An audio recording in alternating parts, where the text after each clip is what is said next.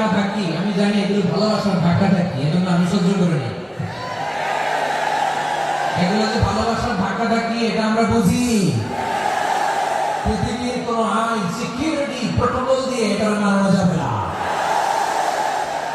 কারণ এটা তো ভালোবাসা, লাভ। লাভ কোন আইন কানুন দিয়ে বাধা যায় না, মানানো যায় না, ঠিক কিনা বলো?